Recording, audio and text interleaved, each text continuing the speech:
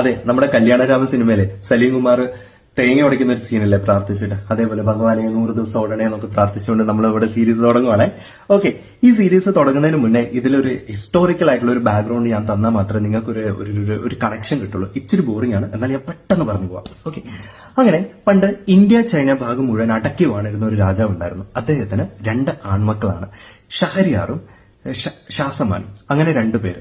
അങ്ങനെ ഈ രാജാവിന്റെ മരണശേഷം ഈ 2 മക്കളും രാജ്യം തുല്യമായി വീതിച്ചിട്ട് ഭരണം തുടങ്ങി.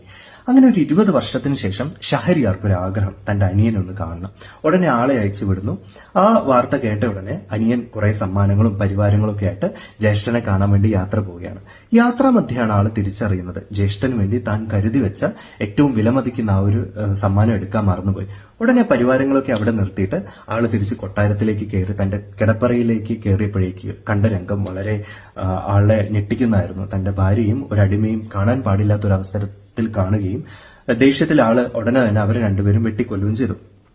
ഓക്കെ, അത് കഴിഞ്ഞ് ജ്യേഷ്ഠന് കൊടുക്കാനുള്ള സമ്മാനം എടുത്തുകൊണ്ട് തിരിച്ചുപോയി. എന്തായാലും അനിയനെ വളരെ സന്തോഷത്തോടു കൂടി ആള് സ്വീകരിക്കുകയാണ്, ജ്യേഷ്ഠൻ സ്വീകരിക്കുകയാണ്. പക്ഷെ അനിയന്റെ മുഖം വളരെ വിഷാദമായിരുന്നു, ഒട്ടും സന്തോഷമൊന്നുമില്ലാതെ, ഭയങ്കര എന്തോ ഒരു പ്രശ്നം പോലെ. ഷഹരിയാർ ഒരുപാട് തവണ ചോദിക്കുന്നുണ്ട് ഷാസമാനോട് എന്താണ് തനിക്ക് പറ്റിയതെന്നുള്ള. ആൾ അതിന് വ്യക്തമായ മറുപടി ഒന്നും തന്നില്ല. 4-5 ദിവസം ഇങ്ങനെ പോയി. അപ്പോ ഷഹരിയാർ പറഞ്ഞു, ശരി നമുക്കൊന്ന് നായാട്ടിന് പോയി വരാം, നീ ഒന്ന് റിഫ്രഷ് ആവും.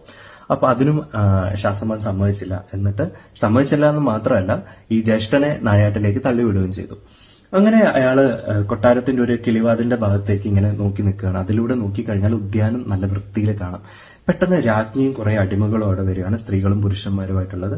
അവരൊക്കെ പെട്ടെന്ന് തന്നെ അവർ വിവസ്ത്രരാകുകയും നേരെ പൂളിലേക്ക് ചാടുകയും അവിടെ നിന്ന് വെച്ച് ഭയങ്കര ഡിംഗ്ലോഫിക്കേഷൻസ്. അപ്പോൾ ഈ അനിയന് മനസ്സിലായി തന്നെക്കാളും വളരെ മോശം അവസ്ഥയിലാണ് തന്റെ ജ്യേഷ്ഠനുള്ളത് എന്നുള്ളത്. അത് അയാൾക്കൊരു മനസ്സിനൊരു ആശ്വാസം കൊടുത്തു. ഉടനെ കുറച്ച് കഴിഞ്ഞപ്പോഴേക്ക് ജ്യേഷ്ഠൻ വന്നു.